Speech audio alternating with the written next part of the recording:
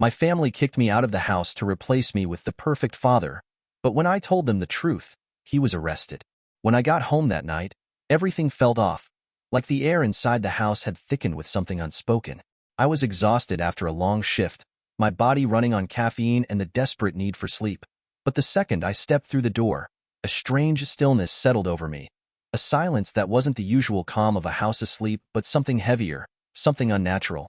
I closed the door behind me, my keys clinking against the counter as I set them down and glanced around, expecting to see the familiar mess of everyday life.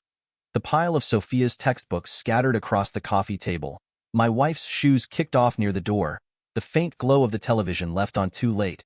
But instead, the house looked unnervingly neat, almost staged, as if someone had gone out of their way to erase any trace of my presence. My stomach twisted with unease as I walked further in, my gaze drifting toward the framed photos lining the walls, the ones I had seen 1,000 times before, capturing birthdays, holidays, and quiet moments of laughter frozen in time. Something was wrong with them. I stepped closer, my fingers hesitating over the edge of one frame, my breath catching as I realized what I was looking at. I had been cut out. Every single photo that had once included me had been meticulously altered, my presence erased with surgical precision. The wedding picture that had sat on the mantel for years now showed my wife standing alone, a jagged void where I had once stood beside her. The Christmas photo from 3 years ago, the one where I had my arms wrapped around Sophia and her younger brother, had a gaping hole in the center, as if I had never existed. Even the smaller, candid shots, the ones tucked away in corners, the ones I had barely noticed before, had been defaced, my image removed with an almost obsessive care, as though my very existence was something to be wiped away. A cold dread spread through my chest as I reached out and picked up one of the altered photos, my fingers brushing against the uneven edges where I had been torn away. The silence in the house grew heavier, pressing against my skull, my pulse hammering as a quiet creak echoed from the staircase behind me. Slowly, I turned my head, and there she was, Sophia, standing at the top of the stairs, her hands gripping the railing so tightly that her knuckles had turned white. She was still in her pajamas, her dark hair messy and tangled like she had just rolled out of bed, but there was something in the way she stood, something in the way she refused to meet my eyes, that made my skin prickle with unease. "Sophia," I said, my voice coming out hoarse, uncertain, breaking the suffocating stillness that had settled between us. She didn't answer. She didn't move. Her shoulders were tense, her jaw clenched, her entire body radiating the kind of quiet resistance that I had never seen from her before, like she was bracing herself for something, like she had been preparing for this moment long before I had even stepped through the door. I swallowed, my throat dry, the questions tangling together in my mind faster than I could make sense of them. "What's going on?" I asked, my voice barely above a whisper, but still, she didn't speak. The way she looked at me, or rather, the way she deliberately avoided looking at me, sent a chill crawling down my spine, because I knew that whatever had happened, whatever had led to this, she was afraid to tell me. And if Sophia, the girl I had raised, the girl I had loved as my own, was afraid of me, then something was very, very wrong. The distance had started weeks ago, creeping in slowly at first, barely noticeable, like a shift in the wind before a storm. At first, I told myself it was nothing, just a phase, just the natural mood swings of a teenager, the kind that came and went with little explanation. But as the days passed, the change in Sophia became impossible to ignore. She had always been bright and full of energy, her presence filling the house with laughter and sharp-witted remarks. But now she was different. Cold, distant, withdrawn. Conversations that used to flow effortlessly between us had turned into one-sided attempts on my part, met only with monosyllabic responses or, worse, silence. I had tried to reach out, to find a way through the wall she had put up between us, but every attempt had been met with rejection. One evening, I sat down beside her at the kitchen table, where she was hunched over her schoolwork, her dark eyes scanning the pages with the kind of frustration I had seen before when she was struggling to understand something. I leaned in, my voice gentle, offering to help, the same way I had for years. "Do you want me to take a look?" I asked, nodding toward her open textbook. Her entire body stiffened. Without looking up, she muttered, "I don't need your help." I let out a small breath, pushing past the sting of her tone. "It's okay, Sophia. If it's math, you know I'm pretty good at." She slammed the book shut, her chair scraping against the floor as she stood abruptly. When she finally looked at me, her gaze was sharp, burning with something I couldn't quite understand. "You're not my father," she spat, the words cutting through the air like a blade. The silence that followed was thick, suffocating, my mind scrambling to process what she had just said. It wasn't the first time she had reminded me that I wasn't her biological father. Technically, it was true, but she had never said it like this before. Not with such venom. Not with such finality. I opened my mouth, searching for the right thing to say, something that would ease whatever anger was bubbling beneath the surface, but before I could, she had already turned on her heel and stormed upstairs, leaving me alone in the kitchen, staring at the empty space where she had been. Later that night, I brought it up to Diana, hoping, desperately, that she had some insight into what was going on. Some explanation that would make sense of the sudden change in Sophia. She was sitting on the couch, scrolling through her phone, barely looking up when I told her what had happened. "She's 16, Alex," she said, sighing as if this was the most obvious thing in the world. "Teenagers are like that. They push boundaries, they act out. It's normal." I frowned, my frustration rising. "This isn't just normal teenage attitude, Diana. She barely speaks to me anymore. It's like," I hesitated, struggling to put it into words. "It's like she hates me." Diana finally glanced up, giving me a look that was more exasperation than concern. "She doesn't hate you," she said dismissively, turning her attention back to her phone. "Just give her space. She'll grow out of it." I wanted to believe that. I wanted to accept that this was just a phase, a temporary rift that time would mend, but something deep in my gut told me otherwise. This wasn't just normal teenage rebellion. This was something else, something darker. And as I stood there in the dim light of our living room, watching my wife act as if nothing was wrong, I realized I was completely alone in this. Dinner had always been a constant in our home, one of the few moments when we all sat together, even on the busiest days. We had a rule: no phones at the table. It wasn't some harsh restriction, just a simple way to make sure we actually talked to each other, shared something about our day, stayed connected as a family. At least, that's how it used to be. That night, as we sat around the table, the air was thick with something unspoken. Sophia was on her phone, scrolling with an intensity that made it clear she wasn't just casually checking something. She was avoiding us, or more specifically, avoiding me. I watched her for a moment, trying to decide whether to let it go. But after weeks of cold shoulders and cutting remarks, I wasn't in the mood to keep pretending nothing was wrong. "Sophia," I said evenly, keeping my voice calm, "you know the rule. No phones at the table." She didn't even look up. "Sophia," I repeated, sharper this time. With a dramatic sigh, she set her phone down on the table, but her fingers still hovered over it like she was just waiting for me to stop talking so she could pick it up again. Her jaw was tight, her expression already defensive, like she had been expecting this and was ready for a fight. "Why do you always control everything?" she snapped, her voice loud and sharp enough to cut through the quiet of the room. "Why can't you just leave me alone?" I blinked, taken aback by the sheer hostility in her voice. "Sophia, it's a simple rule. We all follow it. I'm not trying to." She pushed back her chair suddenly, the legs scraping against the floor as she shot to her feet. Her face was twisted in something between anger and pain, her hands clenched into fists at her sides. "We don't need you," she yelled, her voice cracking. "You always act like you're in charge, like this is your family, but it's not. We don't need you." The words hit me harder than I expected, a dull, cold weight settling in my chest.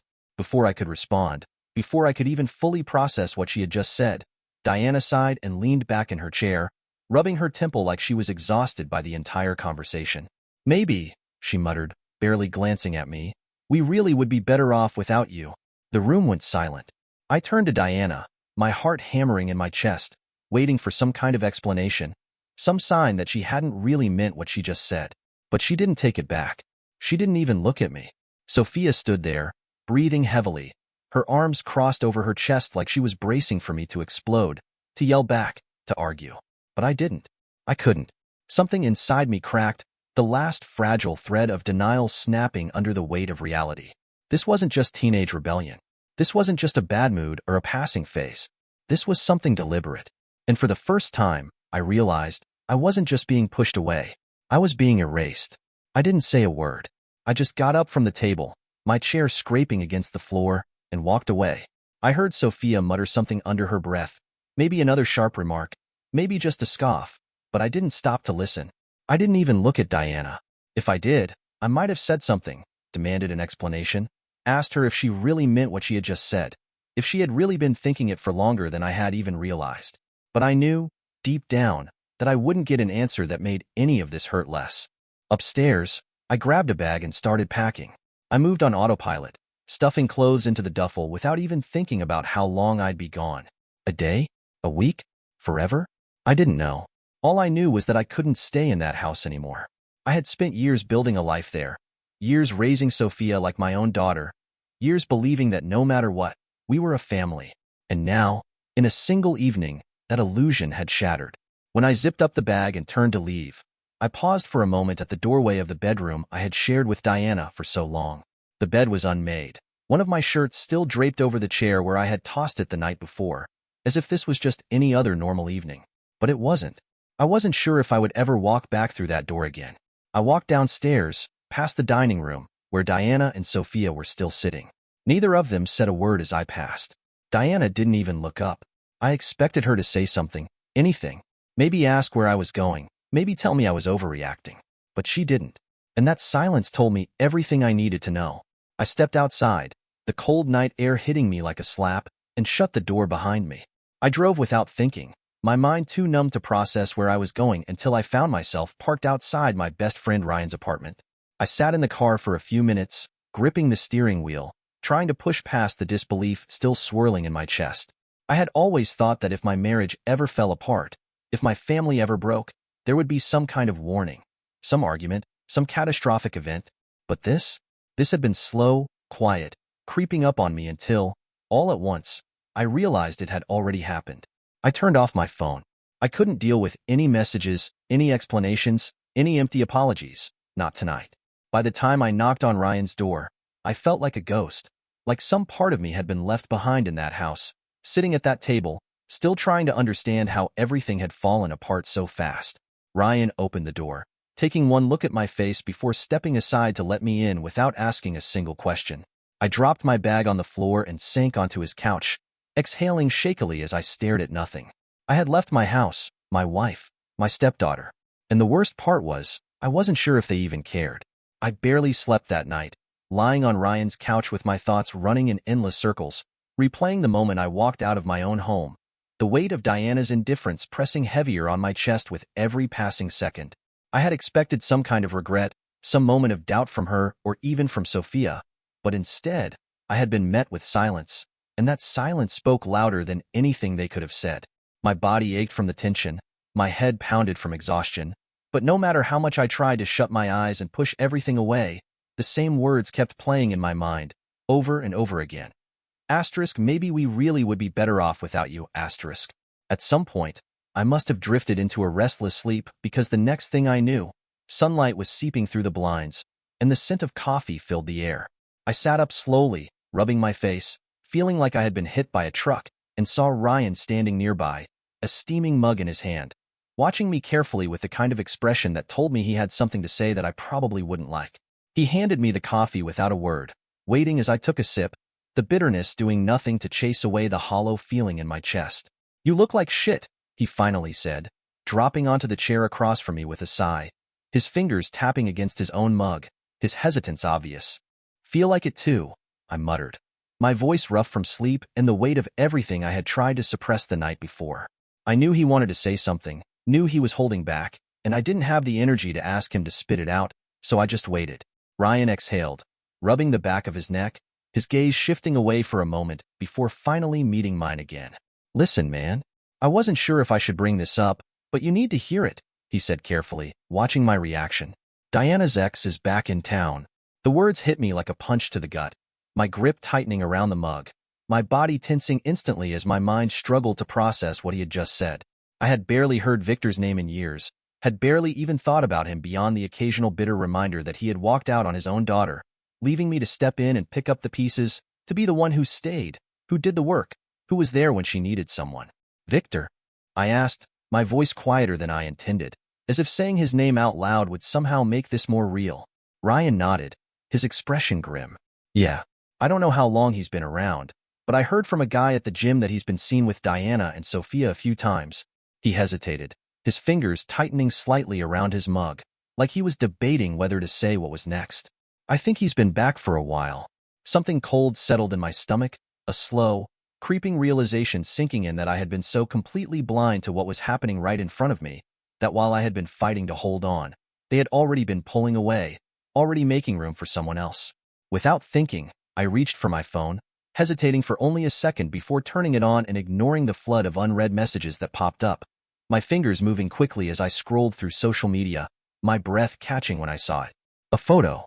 Sophia, standing between Diana and Victor, smiling in a way I hadn't seen her smile in months, looking happier than I had ever seen her with me. But it wasn't the image itself that made my stomach twist painfully, that made my chest tighten with something sharp and unbearable. It was the caption beneath it, simple, cruel, and final. Real family. The words blurred for a moment as I stared at them, my grip tightening around the phone, my pulse thudding heavily in my ears as the reality of it settled in. Real family, as if I had never counted, as if the years I had spent raising her, loving her, being there for every scraped knee and late-night nightmare, every school event and birthday and moment of doubt, had meant absolutely nothing. As if I had been nothing more than a temporary placeholder until the man who had abandoned her finally decided to show up again. Ryan shifted uncomfortably in his seat, watching me closely, probably waiting for me to say something. But I couldn't find the words, couldn't find anything to say that wouldn't sound broken or bitter or completely meaningless. Then my phone buzzed in my hand, another message flashing across the screen, and when I saw my sister's name, I hesitated before opening it, my breath catching as I read her words. You're not going to believe who I just ran into at the mall. Sophia. She was with some friends, talking about Victor like he's the best thing to ever happen to her. She was so excited about reconnecting with him. Alex, I don't know what's going on, but I think you need to prepare yourself for the fact that they've already moved on.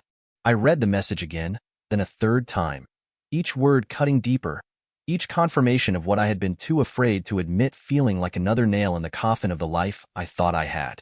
They had already moved on. While I had been breaking myself apart trying to understand where everything had gone wrong, they had already started over. I had been pushed out, erased, replaced, and the worst part was, I was the only one who seemed to care. I was still sitting in Ryan's apartment, staring blankly at my phone, when it rang. The sudden vibration in my hand jolted me back to reality, and for a split second, I considered ignoring it.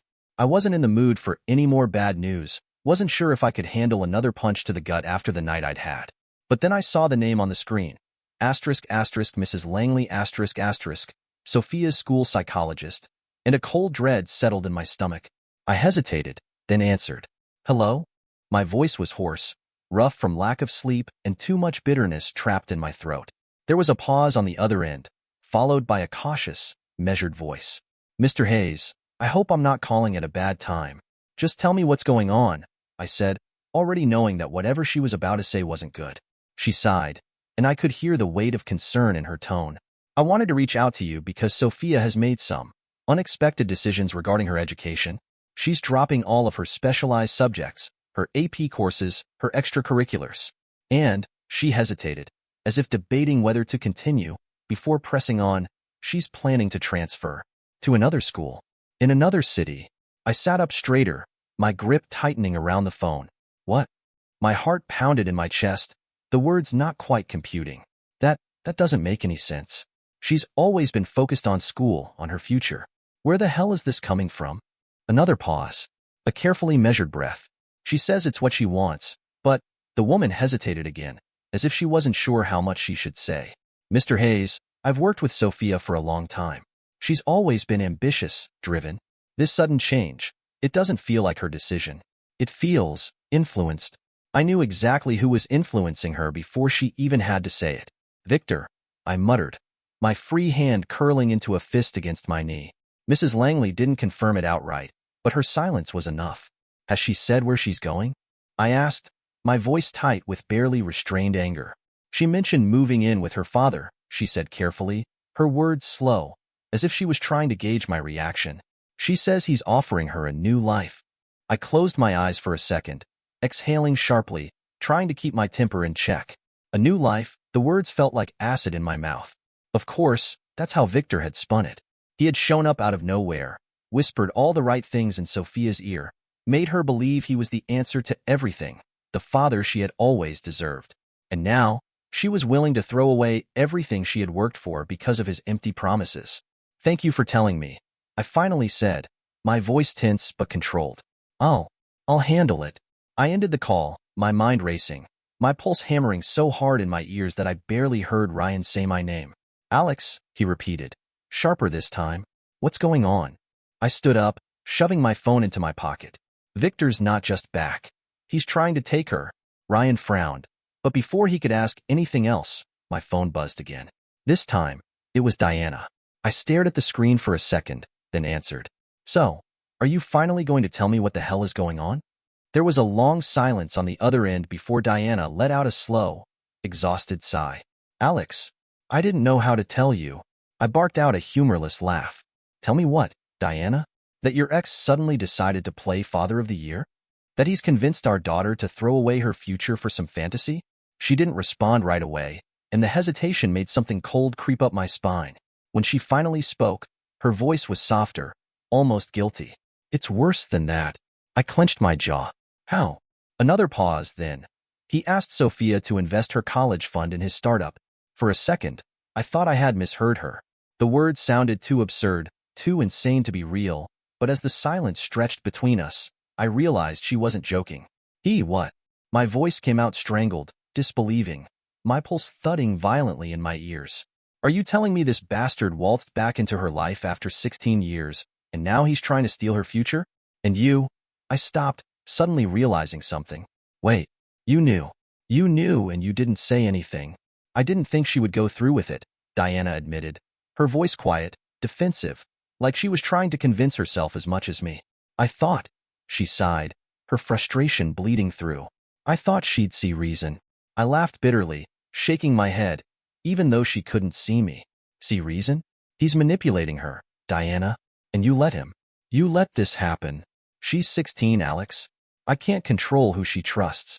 No, I snapped, my patience finally breaking. But you sure as hell could have warned me before it got this far. There was nothing but silence on the other end. I took a slow, steadying breath, my hands shaking with rage, with disbelief, with something dangerously close to devastation. I'm not letting him take her, I said, my voice low, steady, certain. I don't care what I have to do.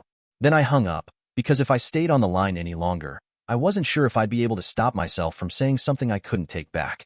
Ryan watched me cautiously, like he wasn't sure if I was about to punch a hole in the wall. So, he said slowly, what now? I exhaled sharply, forcing my hands to unclench, forcing myself to think past the anger, past the betrayal, past the overwhelming weight of everything crumbling around me. Now, I said, grabbing my jacket and heading for the door. Now I stop him. I drove straight to the house, my grip so tight on the steering wheel that my knuckles turned white. My mind was racing, my pulse hammering in my ears as I played out every possible scenario in my head, every argument, every desperate attempt to make Sophia see what was really happening. She was smart. I knew that. But she was also 16, and Victor had spent God knows how long weaving his lies, feeding her fantasies of a perfect father-daughter reunion. And now, with Diana too spineless to stop him, it was up to me. I parked in the driveway and took a deep breath, forcing myself to stay calm, to think before I spoke. If I came in swinging, if I lost my temper, she'd shut me out completely. She'd already been doing that for weeks. No. If I was going to make her see the truth, I had to show her. The house was quiet when I stepped inside, but I knew she was there. Her backpack was by the stairs, and I could hear the faint hum of music from her room. I walked up slowly, pausing outside her door, and knocked. A beat of silence. Then, what? I pushed the door open, finding her sitting cross-legged on her bed, her phone in her hands, barely glancing up at me. We need to talk, I said, keeping my voice steady. She scoffed, tossing her phone onto the bed beside her. Oh, now you want to talk? Her tone was sharp, full of that same resentment I still didn't fully understand. I thought you left. I swallowed down the bitterness threatening to rise. I did. But this isn't about me, Sophia. It's about Victor. Her expression darkened immediately. Don't start. I stepped further into the room, lowering my voice, making sure she was actually listening. Did he tell you about his business? She crossed her arms, her jaw set. Yeah. He's starting a company. He has investors, real plans. He's giving me a chance to be part of something real. I nodded slowly, pulling out my phone. That's what he told you. Now let me show you the truth. I pulled up the documents I had spent the past hour digging through. Lawsuits, complaints, reports from people who had trusted Victor before, people who had lost everything because of him. I turned the screen toward her. These are lawsuits from his previous business ventures, people who invested in his scams, people who never got their money back. Her brows furrowed, her fingers tightening around her sleeves. She shook her head. That could be anything. People sue all the time. I scrolled down, opening another file, this time showing frozen bank accounts, fraud charges, a pattern so clear it was impossible to ignore. This isn't just anything, Sophia. He's been doing this for years. He finds people who trust him, convinces them to invest, then disappears when it all falls apart. I hesitated, my voice softening. And now he's doing it to you. She stared at the screen, her expression flickering, first defiant, then uncertain. I could see the moment doubt started to creep in, the way her lips pressed together, the way her shoulders tensed. I know you want to believe in him, I said quietly. I know you want him to be the dad you always dreamed of. But Sophia, he's not. He never was. She swallowed hard, her hands gripping the edges of her hoodie. Why would he do that to me? Her voice was small now, fragile, the anger cracking just enough to let the hurt show through. I sat down across from her, careful not to push too hard, not to let my own frustration slip through. Because he doesn't see you as his daughter. He sees you as an opportunity. Her breathing was uneven now, her gaze darting back to the screen, scanning the files like she was trying to prove me wrong, trying to find something, anything that would make it all not true. But with every lawsuit, every name, every shattered trust laid out in front of her, I could see the walls she had built around Victor start to crumble. I reached out carefully, placing a hand over hers. You're not stupid, Sophia. You're just someone who wanted to be loved. And he used that. Her shoulders trembled slightly, her fingers curling into fists, her nails digging into her palms. She wasn't crying, but I could see the war happening inside her, the slow realization that she had been played, that once again, Victor had come into her life just to take something from her. She inhaled shakily, then looked up at me for the first time in what felt like forever. What do I do? For the first time in weeks, I saw my daughter again. Not the girl who had been pushing me away, not the stranger who had stood at the top of the stairs avoiding my eyes, but Sophia, and I wasn't going to let her face this alone. We fix it, I said simply. Together. The moment Sophia realized the truth, something shifted in her. The anger she had been directing at me for weeks suddenly turned inward, and I could see the devastation in her eyes, the slow, painful realization that she had been nothing more than a pawn in Victor's game. She didn't cry. She didn't lash out. She just sat there, staring at the documents on my phone, her fingers trembling slightly as she scrolled through page after page of lawsuits, fraud claims, and frozen accounts. Then, without a word, she pushed the phone back to me and nodded. We fix it, she said, her voice steadier now. Together. I wasted no time. I compiled everything, every piece of evidence, every document, every witness statement from people who had been scammed by Victor in the past, and I took it straight to the police. At first, they were skeptical, as con men like Victor always covered their tracks well, but once they saw the sheer amount of fraud tied to his name, their interest shifted to something more serious. By the time I walked out of that station, there were already plans in motion. Victor had been operating under the radar for too long, and his time was finally up. What none of us expected, though, was that he had one last grand performance planned. A few days later, Sophia got a message from him. He was inviting her, summoning her, to a big family celebration, an exclusive dinner where his so-called investors would be present. The way he framed it made my blood boil. He spoke as if he was offering her a golden opportunity, the chance to be part of something greater, to stand by his side as he built his empire. It was the perfect trap, and he had no idea he was walking straight into one himself. That night, we arrived at the restaurant, Sophia gripping my hand tightly as we stepped inside. The place was filled with well-dressed people, men in expensive suits and women in elegant dresses, all of them drinking expensive wine and laughing like they were about to throw their money into the next billion-dollar idea. At the center of it all stood Victor, flashing that same charming smile that had fooled so many before, his arm draped casually around Diana's waist, his other hand raised in a grand gesture as he spoke about the future. When he spotted Sophia, his grin widened. Ah, sweetheart, right on time. He gestured for her to come closer, as if nothing had happened, as if he hadn't been moments away from robbing her blind. Sophia hesitated, but only for a second. Then she squared her shoulders and walked forward, not toward him, but past him, her expression unreadable as she took her seat at the long, beautifully decorated table. I followed, keeping my gaze locked on Victor, watching the slight twitch of his eye as he realized that something was off. The dinner began, and Victor wasted no time launching into his pitch. He spoke in broad, sweeping statements, painting a picture of endless success, of luxury and wealth, of a future so bright it was almost blinding. The investors nodded along, sipping their wine, listening intently, their checkbooks practically burning in their pockets. And then, right when Victor was at his most confident, the doors swung open. Two men in dark suits walked in, followed by several uniformed officers. The room went silent. Victor turned, his charming facade cracking for the first time as he took a step back. "Excuse me, what is this?" he asked, his voice still holding that forced confidence, as if he could talk his way out of this, like he always had before. One of the agents stepped forward, pulling out a document and reading in a clear, authoritative voice. "Victor Ivanovich, you are under arrest for multiple counts of fraud, financial deception, and misappropriation of funds. You have the right to remain silent." The murmurs in the room grew louder as the investors exchanged nervous glances, some reaching for their phones, others already distancing themselves from the man they had been about to trust with their money. Diana gasped, stepping back from Victor like she had just realized she was standing next to a viper. "Victor, what's going on?" she demanded. But he wasn't listening. He was already turning, searching for an escape route, but there was none. The officers moved in. He tried to resist, but it was over before it even began. They pinned his hands behind his back, snapping the cuffs into place as he twisted and shouted, his mask slipping completely now. "This is a mistake. You have no idea what you're doing. This is all lies. I was set up." Sophia stood up from the table, her voice clear and strong as she spoke, cutting through the chaos like a blade.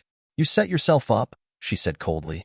Victor's eyes snapped to her, and for the first time, there was something real in them, panic. "Sophia," he pleaded, his voice dropping into something desperate, something almost pathetic. "Sweetheart, you know me. You know me." She didn't hesitate. She turned toward me, reaching for my hand, gripping it tightly as she raised her chin and spoke the words that made my chest tighten with something I hadn't felt in weeks. Something warm, something healing. "My real father is right here." The restaurant was completely silent now. All eyes were on us, but it didn't matter. The only thing that mattered was the way Sophia squeezed my hand, the quiet certainty in her voice, the way she finally saw me again. Victor's face twisted, his mouth opening like he wanted to say something. But before he could, the officers dragged him toward the door, his protests growing weaker with every step. The doors swung shut behind them, and just like that, he was gone. Diana still stood there, pale and stunned, looking around like she was waking up from a dream. I wasn't sure what was going through her mind, and honestly, I didn't care. Because when Sophia turned to look at me, there was no hesitation, no doubt, no distance left between us. She had chosen, and for the first time in a long time, I knew, really knew, that I hadn't lost her after all.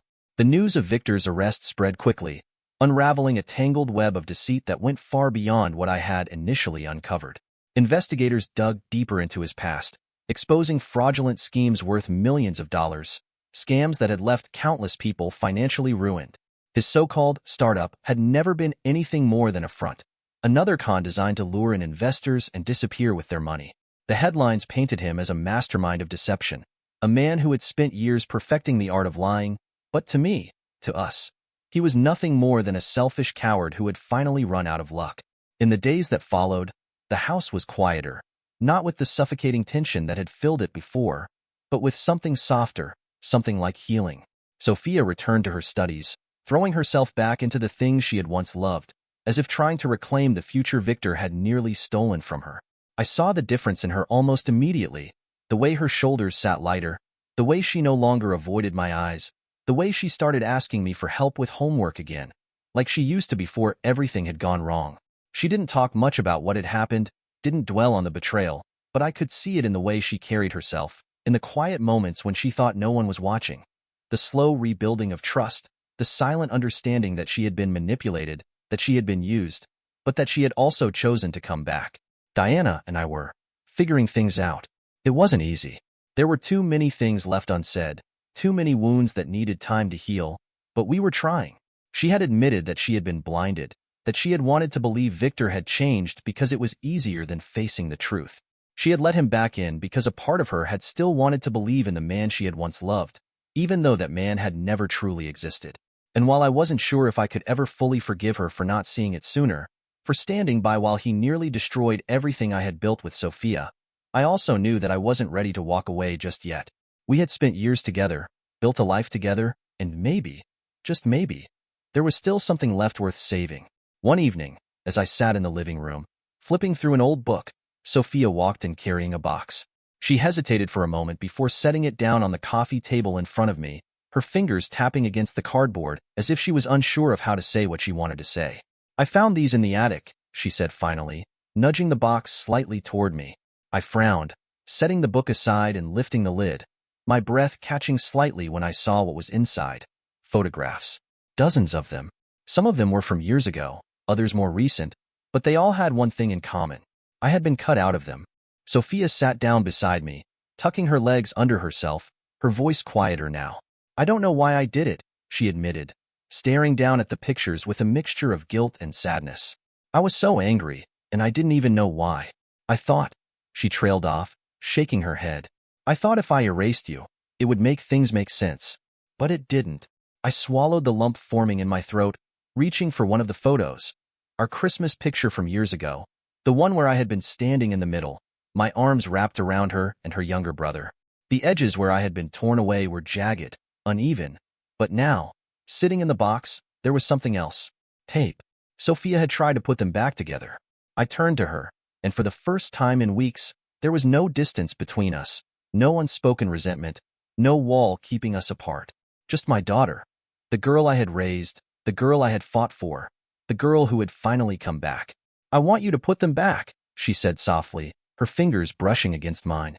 "Where they belong." And in that moment, I knew, we weren't just fixing pictures. We were fixing us. The house was quiet that afternoon, filled with the kind of peaceful silence that had been missing for so long. I sat at the kitchen table, sipping my coffee, watching as Sophia hunched over her laptop, her brows furrowed in concentration. The sunlight streamed through the window, casting a warm glow over her, making the moment feel almost surreal, like a scene from a life we had once lived, one that I had thought was lost. She was filling out her college application. For weeks, she had been hesitant, unsure if she was still capable of chasing the dreams she had nearly thrown away. But now, here she was, writing her personal statement, checking over her transcripts, making sure every detail was perfect. The weight of everything that had happened still lingered in the air, but it no longer controlled her. I watched as she typed the final words, her fingers hesitating only briefly before she took a deep breath and pressed submit. A soft ding from her laptop signaled that it was done. Sophia leaned back in her chair, exhaling loudly, a mixture of relief and nervous excitement on her face. She turned to me with a small, proud smile, and for the first time in months, I saw her as she was before all of this, determined, hopeful, whole. "That's it," she said, almost in disbelief. "I just applied to my dream school." I grinned, setting my mug down. "Told you you'd get there." She rolled her eyes but didn't argue, which was as close to admitting I was right as I was ever going to get. Then, as if remembering something, she reached for a folder beside her and pulled out a single sheet of paper, her expression shifting into something more serious. "I need you to take this to the police," she said, handing it to me. I took it, unfolding it carefully. It was the last piece of evidence against Victor, an official statement from Sophia herself, detailing how he had manipulated her, how he had tried to use her trust against her, how he had nearly stolen everything from her. "This will make sure he can't get out of it this time," she said, her voice steady. I nodded, folding the paper neatly and tucking it into my jacket. "I'll take care of it," she exhaled, as if letting go of something heavy, then looked at me again, this time with a small, almost shy smile. "Hey, can we go for ice cream?" I blinked, momentarily caught off guard. It was such a simple request, so casual, but it meant so much more than that. It was our tradition. Ever since she was little, no matter what was happening, no matter how busy life got, we had always gone for ice cream together. After good days, after bad ones, after big decisions. It had been our thing, something that had once been so natural, so ours, before everything had fallen apart. And now, she was asking for it again. A slow smile spread across my face as I stood up, grabbing my keys and nodding toward the door. "Sure," I said. She grinned, standing up and following me outside. the tension of the past few months finally lifting, replaced by something lighter, something stronger. As we walked toward the car, I glanced at her and knew, really knew, that everything we had been through, everything we had fought for, had led us here. Because family wasn't just about blood.